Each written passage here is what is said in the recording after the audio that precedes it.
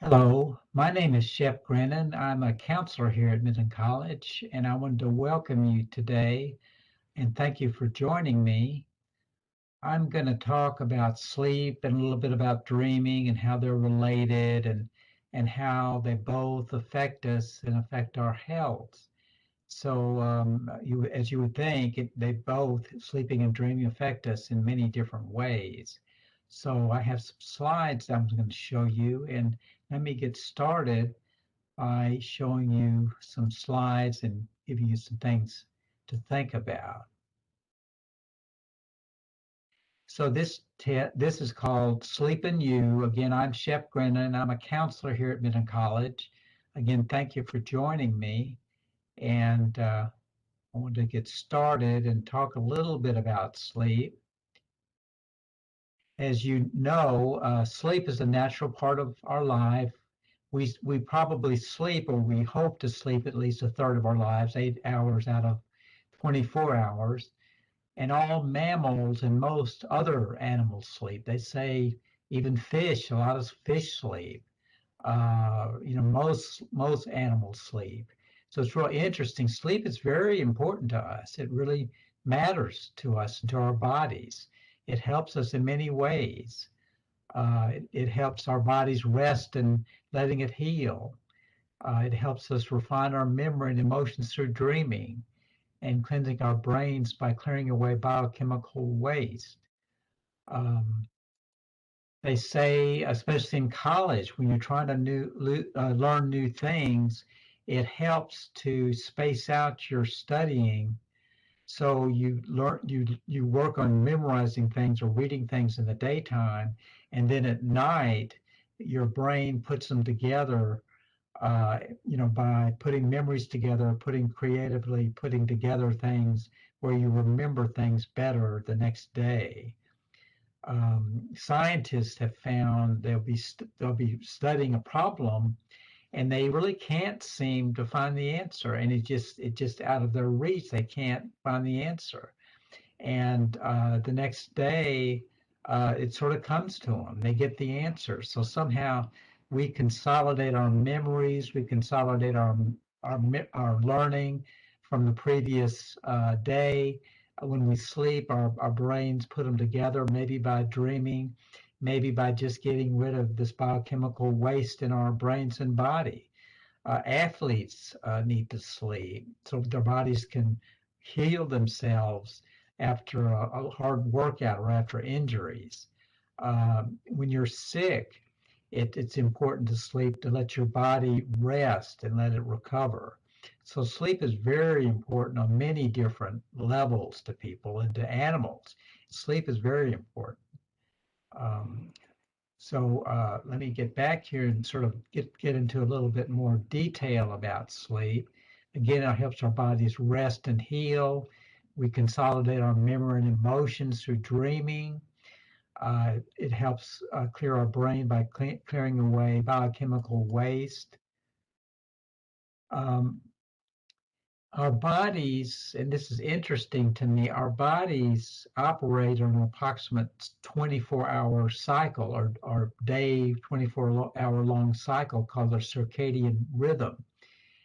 And it is heavily influenced by light and dark, or by sunlight and lack of sunlight.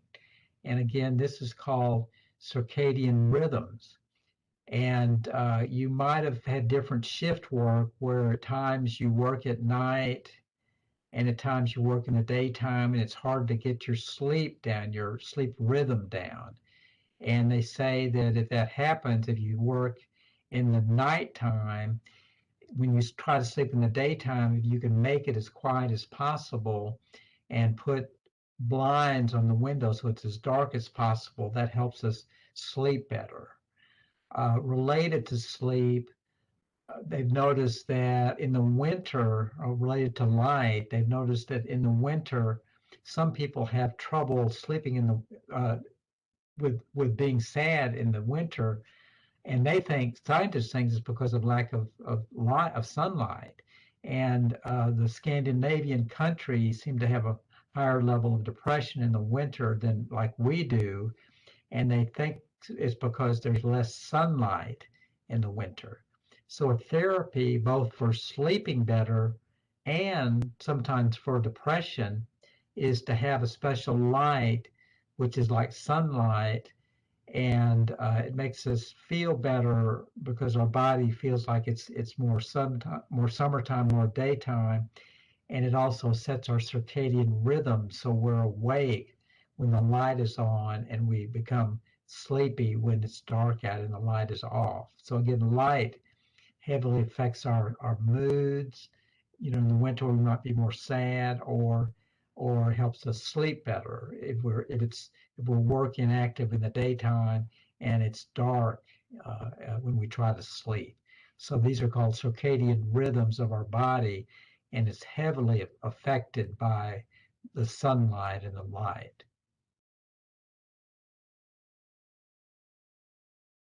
So again, that's called circadian rhythm and heavily affected by the sunlight and darkness. Again, if in the winter time, especially the Scandinavian countries, some people can be sadder in the winter time. Again, this is actually called seasonal affective disorder or SAD, and use light therapy to help deal with it. So some short-term sleep loss problems can start with feeling tired, irritable, some impaired thinking. They've done some studies and they find that people who don't sleep well, it's almost like they've had a couple of drinks and they don't drive as well. They're not as coordinated. They can't walk as well. Their memory isn't as good if they lose sleep. If it goes on for a while, people may lose their touch with reality, and some extreme cases might have hallucinations. So sleep affects us in the short amount of time that we lose it. Over the long term, again, it can affect our performance, our coordination, our hand-eye motor coordination. For young children and adolescents, it can affect their growth because the hormone that affects growth is most active in our body when we're sleeping. So it can affect their growth. Diabetes can be triggered or made worse by sleep problems, as can heart problems and obesity. So sleep affects us in the short term with our memory, long term with heart and diabetes problems and obesity. It does affect us, and I'm sure we know it affects us. It affects our concentration and many things if we don't have good sleep. So in the nighttime, which we would hope would be about 7 or 8 hours a night, there are three stages of sleep. Stage one is when things start to slow down. Our body slows down a little bit. We feel a little bit drowsy. We're having a little bit trouble keeping our eyes open. Stage two, our brain may be going slower. We're thinking slower, but there may still be a light sleep going on. It's more than just the transition. It's things are slower. There's a light sleep going on. Stage three, your body is very relaxed. You feel very relaxed. It's a deep sleep. A person might dream, but they probably wouldn't remember them. A little bit further in stage three, there's something called REM sleep, or rapid eye movement sleep. In this case, the rapid eye movement probably shows that our brain is very active in this stage because our eyes are moving around, maybe following things in our mind that are happening in a dream. However, most people who have REM sleep, their muscles are paralyzed, so you drive a car, or you're not running when you're dreaming. Some people who sleepwalk and have other kinds of sleep disorders, maybe their muscles aren't paralyzed, but for most people, when they dream and they have rapid eye movement or REM sleep, their muscles are paralyzed, but their mind is very active, as indicated or suggested by this rapid eye movement. During sleep, which again we hope is about 7 to 8 hours a night or a day during a 24-hour period, these sleep cycles loop through the night. with REM sleep being about every 90 minutes, and that's the very active sleep, reactive dreaming, and your brain's very active, and your eyes are moving, and if you wake up, you probably remember the dream. Typically, REM sleep is about 20 to 25% of sleep time, while stage two, which is light sleep, is about 50% of the time. So many things affect sleep, and sleep's very important to us. And I wanted to show you some more information by the National Institute of Health on sleep, a handout they did on sleep and on tips for sleeping. So let me show that to you. It's some very useful information, I think. And here we come. Here it comes. So getting a good night's sleep. Uh, an ongoing lack of sleep, as we mentioned before, can cause some problems with your sleep, including cardiovascular, which is like your blood vessels and your heart. High blood pressure can be affected if you don't sleep as much. Diabetes, depression, and anxiety are heavily affected by sleep. So, again, sleep's very important to us. There also lack of sleep is also linked to memory problems, forgetfulness, more falls or accident because maybe your sense of balance isn't as good. You're not as concentrating as much on walking. You're not, again, as coordinated. As we talked about earlier, we would hope we could get 7 to 9 hours of sleep a night. And again, here are some tips to help us sleep. This is called sleep hygiene, is what they call it. And so one thing is to go to bed and wake up every time, every day, even on the weekend. So set a time that you try to go to sleep every night or every day and try to get up at that time every night, every day, even on the weekends. Another thing is find ways to relax before bedtime each night. It might be reading, it might be just sort of daydreaming about the day or maybe some vacations you'd like to take. You want to avoid distractions such as cell phones, computers, and televisions in your bedroom.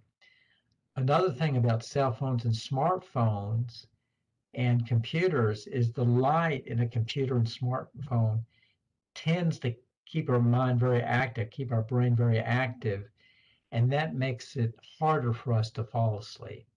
So try to separate from your cell phone and your electronics 30 minutes to an hour before you sleep, before you try to sleep. That'll help.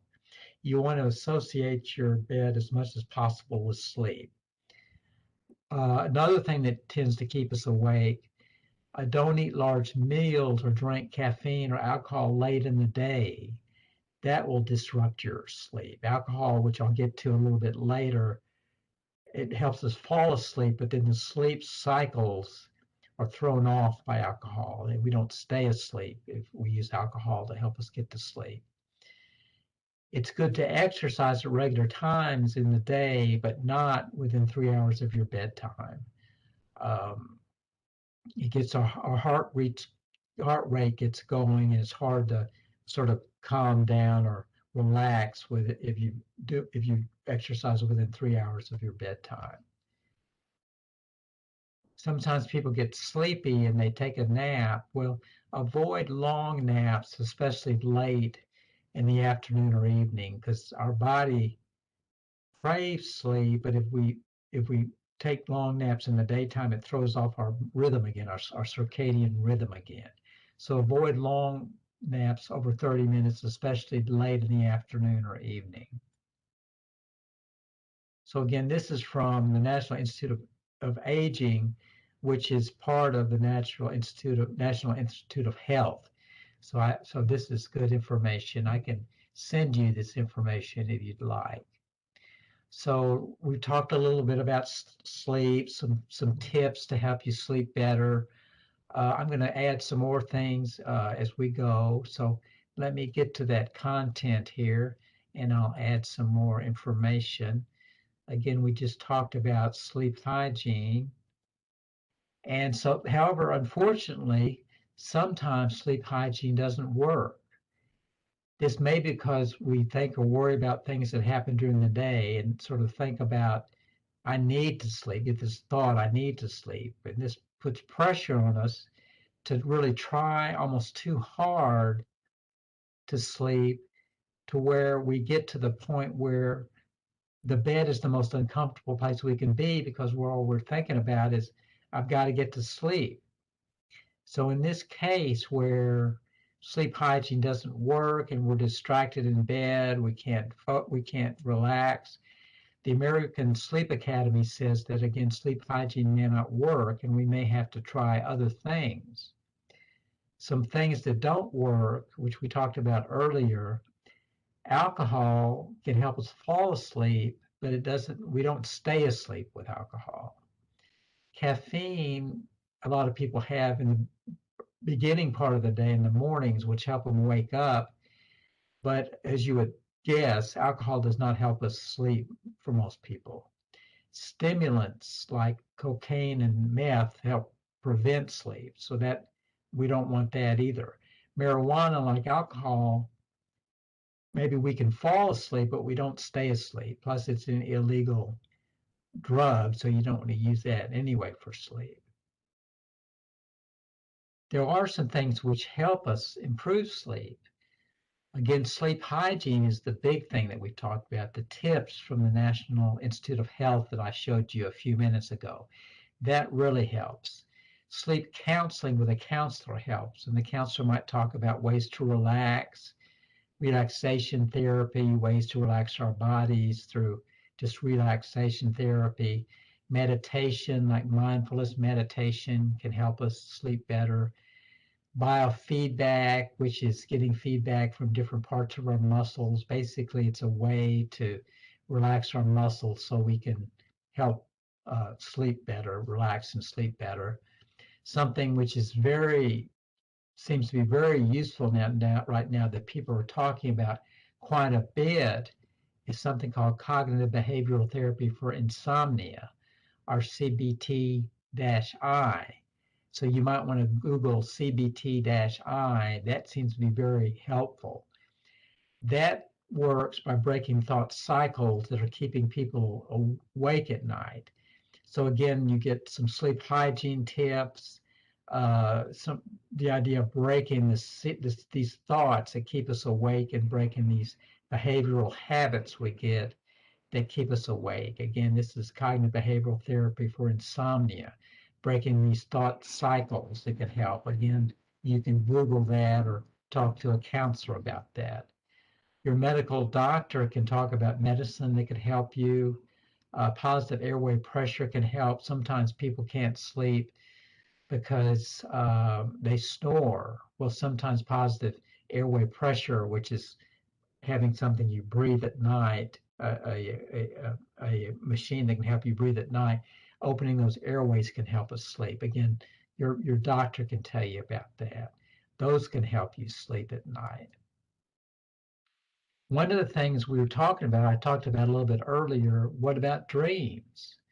So again, we talked about dreams. One of the functions of sleeping is to assist in memory, retention, learning, dealing with emotions through dreaming.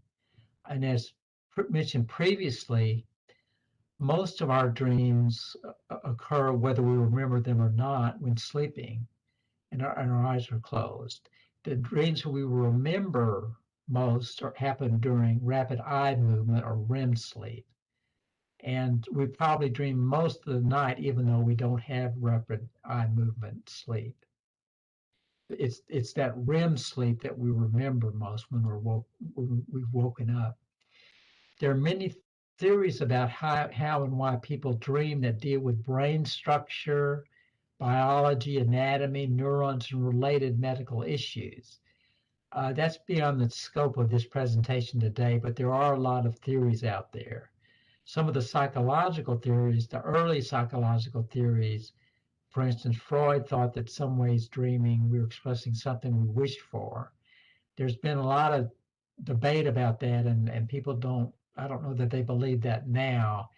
Others have suggested that it may be a way to rehearse something you wish to learn, a reflection of a recent event, emotion, or activity. So we may be relearning something when we're dreaming, or reflecting on a recent event when we're dreaming, or reworking an emotion or activity when we're dreaming. Some dreams might be good dreams, some may be bad dreams. Some say the dreams are random or reliving of past thoughts and emotions. Scientific opinion on dreaming now is not decided. There's not one theory that most scientists accept as to why people dream.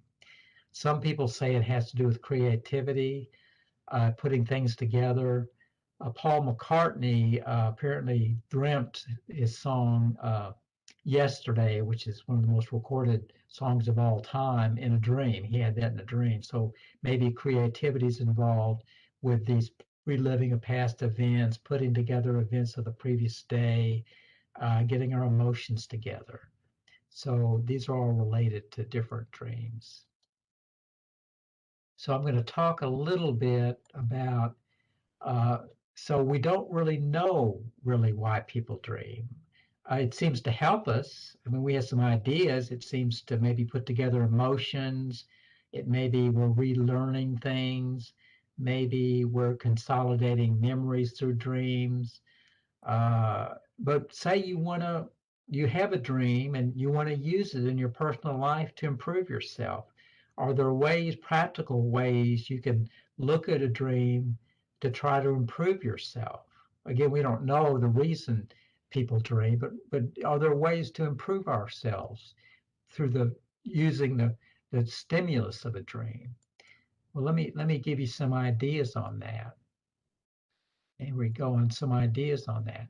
Zagran Stigold, in a recent book, came up with an idea or cited some ideas to help us to try to remember everything you dream and how to work on our dreams. So again, when you wake up, you want to close your eyes and try to remember everything about a dream. You want to write down the dream. You want to reread your dream description and try to re-experience the dream. So before you lose it, it's like smoke. Dreams are like smoke. They sort of disappear. So when you first wake up, close your eyes and try to remember your dream. Try to write it down. Try to re-experience it.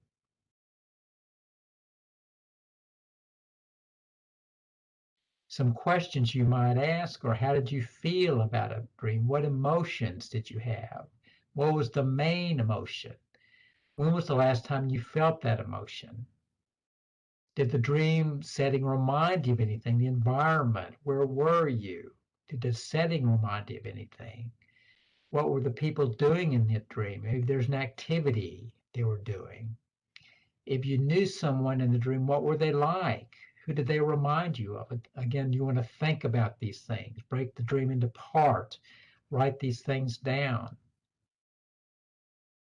If you knew someone that in the dream, what were they like? Who did they remind you of? Are there parts of yourselves in these characters? How do you feel about these parts? If there was an animal in the dream, what was the animal doing? Sometimes animals remind us of an emotion or event. How did they make you feel? What was the main feature?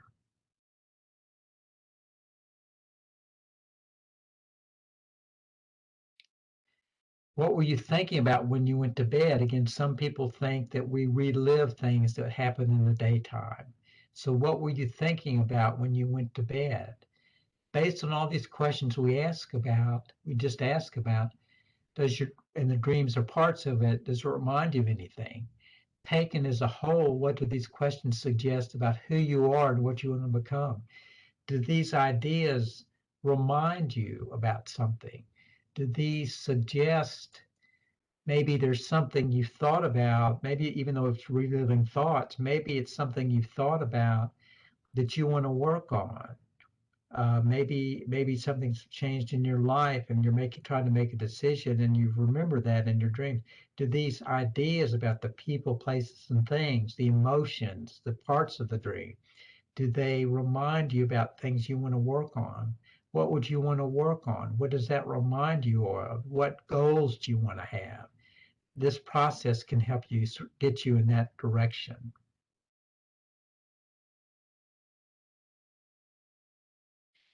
So let me leave you with some references here where I got some of this information. The I got a lot of good information from Elizabeth Bernstein in her article "Can't Sleep." It's in the Wall Street Journal, a fairly recent article. Strategies that can help you sleep better. This Centers for Disease Control has a lot of information on sleep and sleep disorders, which is useful.